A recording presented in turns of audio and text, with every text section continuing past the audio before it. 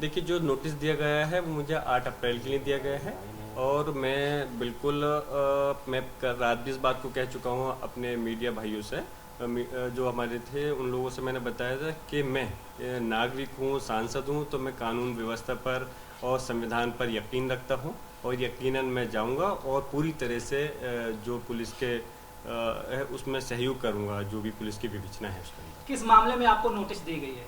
ये तो खैर सभी लोग वाकिफ़ हैं, लेकिन फिर भी मैं बता दूं कि जिस जिस तरह से जो मेरे पर जो मुकदमा मेरे पर गलत मेरा नाम डाला गया था संभल की हिंसा को लेकर के, उसके लिए मुझे नोटिस दिया गया है। उसमें मैं जा कर के बिल्कुल हाजिर हूँगा और जो भी वो मुझसे सहयोग चाहते हैं विवेचना में, मैं पूरी तरह से कोई सहयोग तारीख दी है जय भाई आपने कि कब जाएंगे आप? मैंने तारीख नहीं दी है, तारीख उन्होंने दी है, 8 अप्रैल की तारीख है। उस 8 अप्रैल की तारीख को मैं हाजिर हूँ। जिया भाई, इससे पहले चूंकि जफर को गिरफ्तार किया जा चुका है जो सदर है, आपको भी ऐसा खदशा लगता है क्या कि आगे इस तरह की कार्रवाई हो सकती है? मुझे कोई ऐसा खदशा नहीं लगता, क्योंकि ऑलरेडी मैं कह चुका हूँ, मैं भले ही आम नागरिक के साथ सांसद भी हूँ, लेकिन मैं जानता हूँ कि इस देश का कानून सबके लिए बराबर है, चाहे कोई एक आम आदमी हो या कोई प्रधान सांसद हो या प्राइम मिनिस्टर हो। लेकिन क्योंकि मैंने कुछ गलत नहीं करा, तो इसलिए मुझे कोई वो नहीं है चूँकि मेरे साथ में किसी प्रकार की कोई गलत बात हो सकती है। आपके घर पर भी कई दिनों से हम देख रहे हैं कि नपाई या और चीज़ें हो रही है, इससे पहले भी कई चीज़ें होती रही है। ये जो चीज़ें हैं और आपको नोटिस तामील कराना, इन सब चीज़ों को आप कैसे देख रहे हैं? देखिए, जाहिर सी बात है कि जो सूरत हाल इस वक्त है, मैंने अपने लोगों के लिए जो आवाज़ उठाई है और ये चीज़ जो मैंने सीख हासिल की है अपने दादा मोहतरम शफीकुर रहमान बख्श साहब से विरासत में, सिर्फ राजनीति ही मुझे नहीं मिली, उनसे मुझे तरबियत भी मिली है।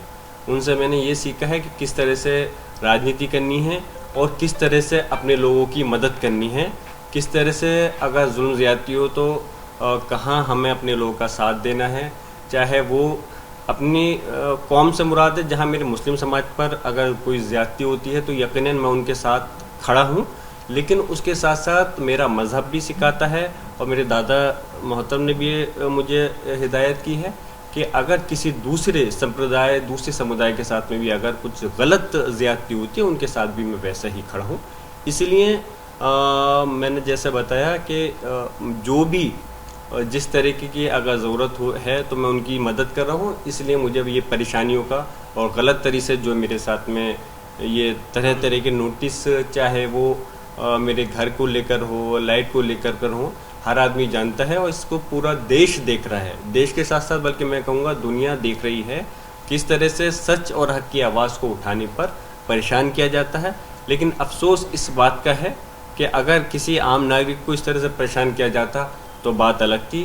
एक लोकसभा क्षेत्र से चुन करके मैं इस देश की सबसे बड़ी पंचायत के अंदर पहुंचा हूं, वो उसके बाद में एक सांसद को सही बात कहने पर अगर मेरे पर कोई गलत क्रिमिनल मुकदमा होता, कोई मैंने बड़े भ्रष्टाचार किए होते, तो तब मुझे कोई परेशान किया जाता, कोई कार्रवाई होती, तो तब मुझे किसी तरह की कोई शिकायत नहीं थी। लेकिन अफसोस ये है कि अपने लोगों की आवाज़ उठाने के लिए, उन पर हो रहे जुल्म ज़्यादती के ख़िलाफ़ आवाज़ उठाने के लिए, अपने लोगों को हक और इंसाफ दिलाने के लिए और जो इस प्रकार की गलत कार्रवाई की जा रही है उसके मैं खिलाफ हूँ। इस चीज़ की मुझे शिकायत है। उत्तर प्रदेश के आदित्यनाथ ने कहा है कि उत्तर प्रदेश में मुसलमान सबसे ज़्यादा सुरक्षित हैं, क्या कहेंगे आप इस पर? बिल्कुल, बहुत सुरक्षित हैं उत्तर प्रदेश में मुसलमान, सही कहा है। और अभी हमारे संभल के अंदर किस तरह से 5 लोगों की जान गई है, आप लोगों ने खुद देखा है। और जिस तरह से लोगों के साथ हमारे इस प्रदेश के अंदर हमारे जो धार्मिक स्थल हैं उनके पर आए दिन परेशानियाँ हमें उठानी पड़ रही है और किस तरह से लोगों को आए दिन झूठे मुकदमे में उनके खिलाफ झूठे मुकदमे लिखे जाते हैं। तो इसलिए इस चीज़ के लिए ये चीज़ सबके सामने है, मुझे ज़्यादा कुछ कहने की। संभल में जो खुदाई हो रही है, उत्तर प्रदेश के मुख्यमंत्री योगी आदित्यनाथ कह रहे हैं कि 54 तीर्थ स्थलों की पहचान हो गई है, जितने भी होंगे ढूंढेंगे और सब निकालेंगे और दुनिया को दिखाएंगे कि संभल की सच्चाई क्या है। जिसकी एक कहावत आपने सुनी होगी, शायद मुझे कहनी चाहिए नहीं है, जिसकी लाठी उसकी भैंस। इस वक्त सरकार है उनकी 54 नहीं, वो 154 भी निकाल सकते हैं और जैसे चाहे खुदाई कर सकते हैं। इसमें हम लोग जनता तो इस टाइम मायूस है, वो क्या कर सकती है, वो तंत्र से कैसे मुकाबला कर सकती है। और ख़ास तौर से मैं आपको बताता चलूँ, हमारी जनता, हमारा समुदाय जो है वो कतई भी इस देश के कानून को, संविधान को पर यकीन करते हैं, उसको तोड़ना नहीं चाहते, कानून अपने हाथ में नहीं लेना चाहते। उनको ये पता है अगर हमें पुलिस प्रशासन से और सरकार से अगर न्याय नहीं मिलेगा तो हमको जो इंसाफ है वो कोर्ट से ज़रूर मिलेगा। न्यायपालिका पर हमारा भरोसा है और इतिहास गवाह है कि हमने बड़े से बड़े मुद्दे पर कोई मसला आया है तो हम लोगों ने उस न्यायपालिका का सम्मान किया है। जैसा आप लगातार बता रहे हैं कि जिस तरह आपने लोगों की आवाज़ उठाने पर कार्रवाई हो रही है, ये ट्रैक देखें, आपको नोटिस तामील किया जा रहा है, आपके घर संभल में पूरा पैमाइश वगैरह हो रही है, तो क्या आपको लग रहा है कि आने वाले समय में और मुश्किलें आपके लिए हो सकती हैं, गिरफ्तारी की तलवार भी लटक गई? क्योंकि ऐसा कई यूपी में कई लीडर्स को देखने को मिला है कि समाजवादी पार्टी के कई नेता जो हैं वो जेल में हैं इस वक्त भी, उनको डाला जाए, तो क्या ऐसा आपको खतरा है कोई?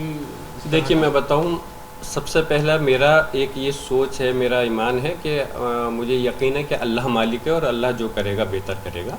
और जब मैं इस जगह चुन करके पहुंचा हूं तो अगर मैं अपने लोगों की आवाज़ नहीं उठाऊंगा तो मैं ख़ुद अपने आप को कभी माफ़ नहीं कर पाऊंगा। इसलिए क्योंकि जब मैं यहाँ पहुँचा हूँ तो फिर कल को मैं क्या जवाब दूंगा। मेरा मकसद सिर्फ पहुँच करके सिर्फ मान सम्मान और इस देश की सबसे बड़ी पंचायत में पहुँच करके अपने होठों को सिलने के लिए नहीं, सिर्फ इस देश के जो लोगों की खून पसीने की कमाई है उससे तनख्वाह हासिल करना नहीं है। सिर्फ मुझे ये नहीं है कि एक जो ताकत है वो मुझे हासिल हो गई है।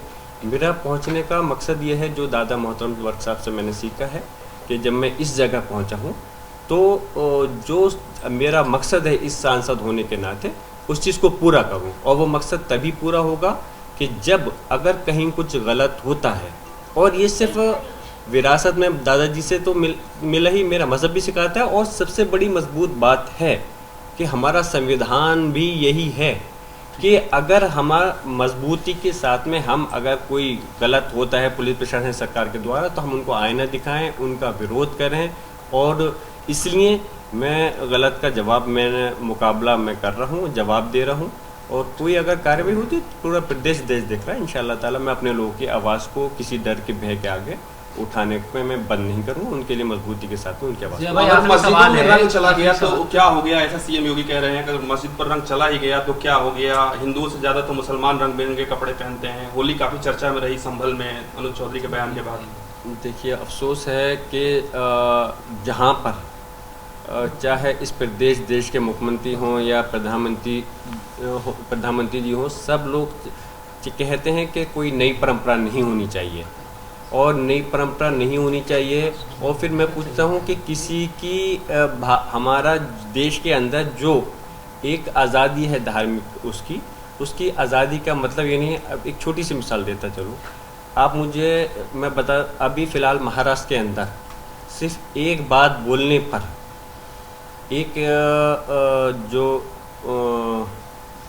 कुणाल नाम, आई थिंक कुणाल कामत, उन्होंने जो कुछ कहा तो एक इस वहाँ के उप मुख्यमंत्री जी को इतना बुरा लगा कि मुकदमा दर्ज करा दिया गया। तो मैं पूछना चाहता हूँ, अगर एक छोटी सी बात कहने पर बीजेपी के सहयोगी दल के उप मुख्यमंत्री हैं, उन्होंने इसलिए मुकदमा करा कि उनकी भावना आहत हुई, और वो भावना धार्मिक नहीं सिर्फ है, तो फिर ये बताइए कि अगर किसी के धार्मिक स्थल पर रंग डाल दें तो क्या उनकी भावना आहत नहीं होगी? तो अफसोस है कि इस प्रकार की बात नहीं होनी चाहिए। सारे इसमें ये नहीं कहते कि सिर्फ मुस्लिम समुदाय के भावनाओं को आहत नहीं किया जाना चाहिए। मैं ये चाहता हूँ कि मुसलमानों के साथ साथ सभी लोगों की भावनाएं आहत नहीं होनी चाहिए। और मुसलमान भी इस देश का नागरिक है और इसलिए इस चीज़ का ख्याल रखना चाहिए कि इस देश के अंदर 40 करोड़ से ज़्यादा मुस्लिम समाज के लोग रहते हैं। उनको किसी तरह से धार्मिक स्थल हो या हो, उनको पूरी ये आज़ादी सिर्फ कहने के लिए नहीं बल्कि दिखने के लिए भी सुनिश्चित होनी चाहिए। अंतिम सवाल है सांसद जी कि मथुरा में जो मसला चल रहा है उसको लेकर सीएम योगी ने कहा है कि ये मामला तक वहाँ बहुत कुछ हो जाता है। मैं कोर्ट का सम्मान करता तो मैं तो पहले भी इस बात को कह चुका हूँ कि मैं और हमारा समुदाय, हमारे मुस्लिम समाज के 40 करोड़ से ज़्यादा लोग इस देश के कानून संविधान पर और माननीय न्यायपालिका पर विश्वास यकीन करते हैं। और हमें उम्मीद है कि इंशाअल्लाह कि जो भी मथुरा से लेकर के कहीं का अब तो हमें कोई मामला होगा तो हमारे मथुरा से का है या कहीं का भी मिसाल के तौर पर मामला होगा तो हमें माननीय न्यायपालिका से इंसाफ ज़रूर मिलेगा।